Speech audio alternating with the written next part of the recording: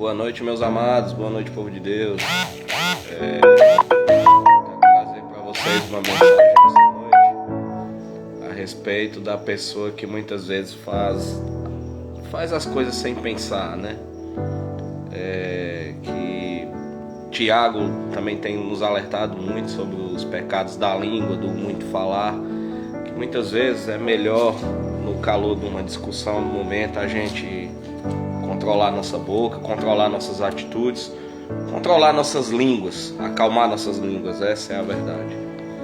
Então, controlar a ira e ter temperamento, paciência e meditar na palavra e sempre buscar a Deus, que Ele sempre nos guia para o melhor. Então vamos lá. A palavra eu quero começar em Provérbios capítulo 12, do versículo 16 ao 18, que diz o seguinte: a ira do louco se conhece no mesmo dia, mas o avisado encobre a afronta. O que diz a verdade manifesta a justiça, mas a testemunha falsa engana.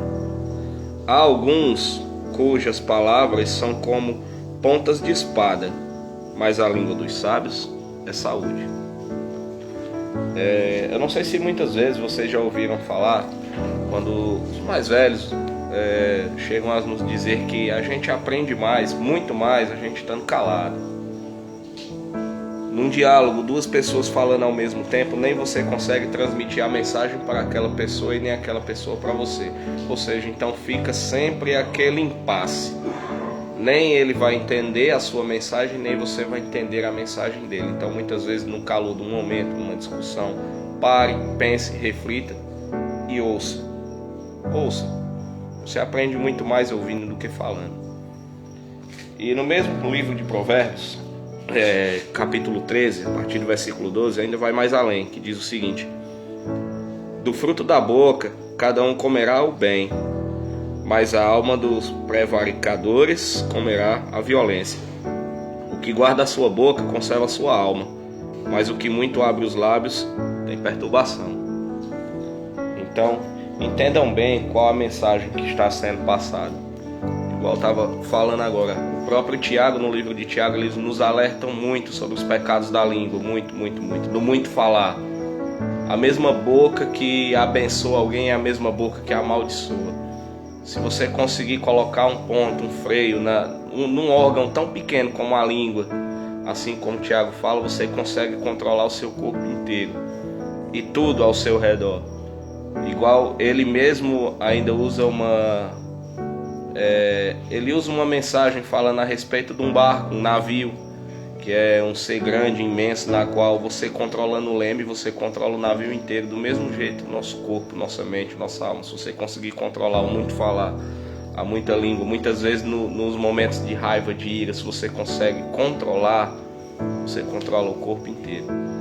Da mesma boca que você abençoa, que você bebe, que você come, também sai muito veneno da língua se você não souber controlar. E muitas vezes uma palavra mal colocada, meu irmão, é muito pior às vezes do que um tapa na cara. Muito pior.